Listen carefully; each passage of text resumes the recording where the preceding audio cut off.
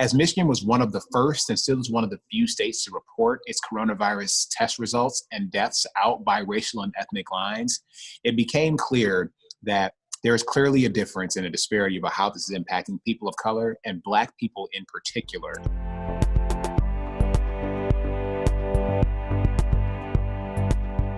Well, joining me now is Lieutenant Governor Garlin Gilchrist. It is really good to see you. How's it going? Thank you, Christy. My family and I are doing well. My kids are adjusting to daddy and mama, working a lot more from home and trying to teach them math with gummy bears and things like that. But my family's doing well. This has been a tough set of days, though, for our communities. I have lost 15 people in my life to COVID-19. And I know that a number of other people in my life and members of my extended family are in the hospital. So we're all trying to cope with this and fight against this together. And Governor and I are really working hard on behalf of everybody. Yeah, I'm sorry to hear that. You know, it is intensely personal, and we all have connections to people who have lost their lives and others who are fighting for them right now. Talk to me a little bit about what the last 35 to 40 days have been like for you in the position of Lieutenant Governor and what we've all had to react to. Well, I think that this is certainly unlike anything that we've experienced in our lifetimes. I mean, I was actually having a conversation with my grandmother, and she was talking about her father, my great-grandfather, who lived to be 104 years old in Alabama. And she talked about how in the latter years of his life, he would talk about his mother passing away from the flu when she was 13. And he was talking about the 1918 flu when that happened. So, I mean, this is just something that has been, really, I think, a challenge that unlike anything we've ever faced. What that's meant is that people have also stepped up and come together in extraordinary and inspiring ways to contribute to our statewide response. You know, I mean, just the frontline workers, whether it's people working at grocery stores, courageously ensuring that people in our communities have food, whether it is the first responders who are still taking care of people who are having emergencies, the people who are working with utility companies to make sure that we have lights and electricity and gas and internet access. I mean, there are people who are putting themselves at greater risk of exposure so that others can stay home and stay safe. And it's those people that we're thinking about when we're making all the choices that we're making to protect and promote public health and public safety. Like, that's our number one responsibility. And most of the time, you know, we understand that, but we critically understand that during this juncture in this last month or so. Yeah, I mean, you see today happening protests in Lansing, people in cars and holding up posters and railing against the orders that the governor has done. What has your reaction been to that showing today? Obviously, I'm sure you've seen a lot of the stuff on social media. Well, I mean, my first reaction even before this was that people certainly can and should exercise their First Amendment rights. They just need to do so safely and responsibly and not putting themselves or others at risk of contracting COVID-19. It appears that people have been doing that thus far. But I know this is tough. Like, we've made choices we never thought we'd have to make. We're confronting things we never thought we had to confront. And it's putting a lot of people under a lot of stress because this is scary. You know, people don't know if they have this virus, because you can carry it for 2 weeks without even knowing it. People don't know if people around them have it. People don't know what this means for our communities and how we're going to interact with one another going forward. And so I think a lot of people are just yearning for some sense of normalcy to return. And I believe that we will establish a new normal here in the state of Michigan. It's going to take some time to get there because, you know, whether it's you're talking about our economy, you're talking about our small businesses, we're putting in place measures to protect those. But we have to recognize that people come first, that our people are our economy, and that we can rethink and restart, and we're working on plans to do that. But none of that happens if people are not confident that they're safe when they leave their homes in every community in the state of Michigan. They won't patronize a business they don't feel is safe to go to. And so that's why we're making sure that we are taking as aggressive as possible steps right now so that we can, frankly, have this unprecedented action last for as little time as possible. I want to talk about now this task force that you are heading up on racial disparities, but I want to take a step back and ask you, when did it hit you that this task force needed to be made up, and it needed to be made up quickly, and there needed to be some action taken?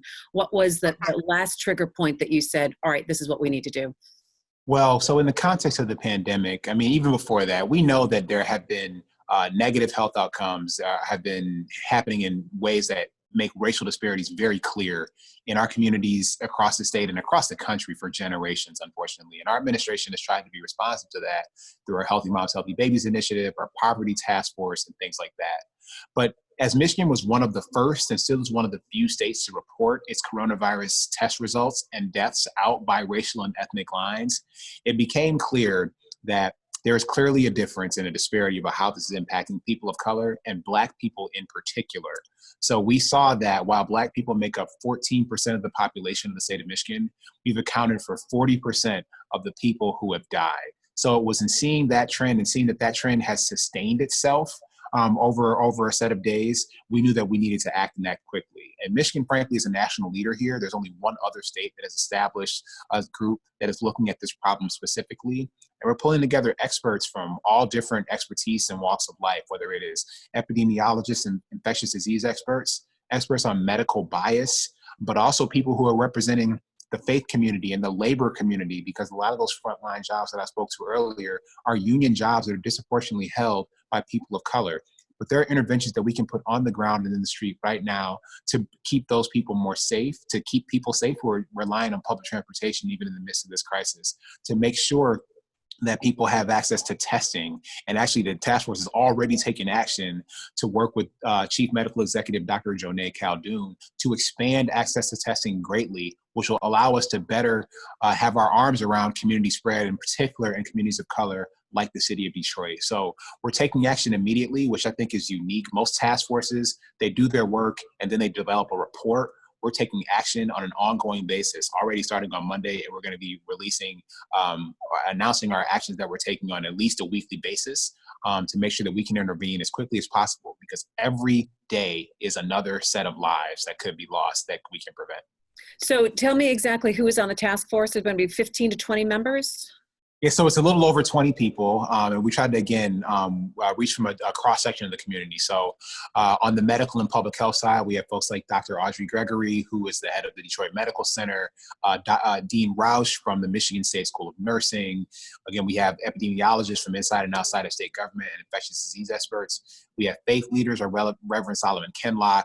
We have Congresswoman Brenda Lawrence, who represents some of the state areas in the state that have been most deeply affected by this.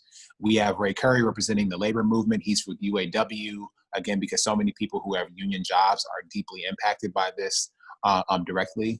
We have participation from nearly every state agency that has to do with our statewide response to ensure that whether it's everything from budget and treasury to licensing and regulatory affairs to small business supports, that we are making sure that we have things that can impact our communities. And of course, Chief Medical Executive Dr. Jonae Caldoun and the Department of Health and Human Services are represented as well. So we tried to have a cross-section, and I'm even leaving some stuff out. I mean, we have community leaders such as Maureen Taylor, who's representing the perspective of seniors and homeless advocates. We have people representing young professionals. So it's really tried to be a pretty broad cross-section. You know, sometimes some of this also comes down to policy, and it comes down to policy decisions that have been made long ago that have adversely impacted the Black community in our state. Do you hear from, we talk about working across the aisle, do you hear from other members of the Republican Party and the legislature about some kind of policy initiatives that you can take, whether it look at healthcare, whether it looks at being access to a better food supply in certain areas of the city? Well, there are certainly members of the Michigan legislature who care deeply about this. Representing the Detroit caucus is Representative Sherry Gay Dagnogo on the task force, and representing the Michigan Legislative Black Caucus is State Senator Marshall Bullock. So we do have a legislative perspective that is visible there. And I believe that there are Republicans in Michigan who do care about this issue because they don't want to see their neighbors and their friends and the people who go to school with their kids get sick either. So we're looking forward to working with them to bring forward ideas. COVID-19 does not respect politics. COVID-19 is something that is impacting all of our communities, and none of us are safe because of any sort of partisan affiliation. And so it's important that we have a strong statewide response to this, that we make testing widely available across the state. And that is why we've been advocating so fiercely with the federal government to make sure that we have more testing kits and testing capacity, testing components here in the state of Michigan. We're working to procure them from the federal government, as well as procure them from private sector sources around the country and around the world. And that's why we've been able to ramp up testing in the city and in drive-through sites across the state. And we're going to continue to do that as we widen the testing protocols so we can better respond to this virus. Do you think that you've been able to get an accurate number count in terms of people who have been affected by this? I talked to Wayne County Executive Warren Evans the other day. He was concerned that maybe they don't even have accurate data, because sometimes when you're looking at forms, people aren't filling out race, or they're not able to, in like 30% of the cases, they have unknown. So do you believe that you've been able to accurately count, and, or if not, be able to change or put something in place that you're going to have a more accurate picture of who is actually affected? Well, we're working to improve that data collection because, yes, there still are a high proportion of people, or too high a proportion of cases that have been race unknown, and we need to understand that. And again, the DHHS team is going to be working with hospital systems and county health directors to ensure that we're getting as accurate data as possible. Another action you're going to see from this task force is supporting the leadership of Congresswoman Lawrence and the Michigan delegation that will call on the federal government to also report out consistently and require reporting on race and ethnicity, something that does not happen across the board when it comes to federal public health data. So there is more that we can learn. And the better the data and information, the more informed the choices that we make are from a policy perspective and from a protocol perspective, because we're trying to act immediately to save lives. So I think that there can always be improvement. You know, I'm an engineer, I'm a data guy, so I care very deeply about us having accurate and high quality information, and everyone in the task force is aligned in that being a priority. And so some of the early action you see is gonna be in that vein, I'm sure. Yeah, and I think people appreciate early action, or at least being able to say, this week we are taking these steps forward. But the long-term picture, looking at environmental justice, looking at communities of color disproportionately in areas of pollution, looking at water shutoffs, and those are some of the bigger health pictures that need to be addressed also coming out of this.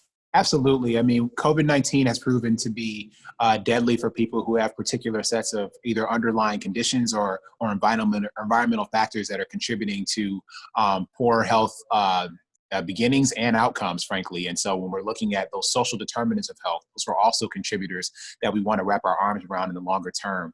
But a legislator actually shared with me today a study from Harvard that showed that if people had asthma or had some other sort of lived in an environment that had significant air pollution, like, for example, Southwest Detroit and in Dearborn, they are much more highly susceptible to infection with the coronavirus. And so these are the kinds of things we need to think about what the policy responses are, both in the immediate and in the long term, to make sure our people are healthier.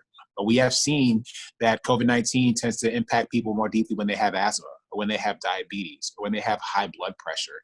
And these, unfortunately, are ailments that disproportionately impact Black people and other people of color. And so these things are connected.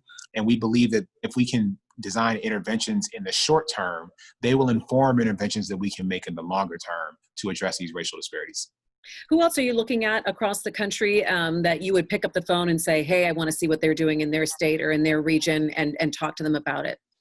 Well, thankfully, thanks to the National Lieutenant Governors Association, I have a very strong network of my counterparts across the country. And this racial disparity has shown itself in a number of other places, cities and states, places like Chicago or New Orleans. And I have very strong relationships with the lieutenant governors of those states, respectively. And I actually called those two out for another reason, that this is bipartisan. Lieutenant Governor of Louisiana is a Republican, and Lieutenant Governor of Illinois is a Democrat. And we're all working together because we want to save the people who we serve and make sure that we can put in place policies, practices, protocols, and programs to make sure that we can address these needs quickly.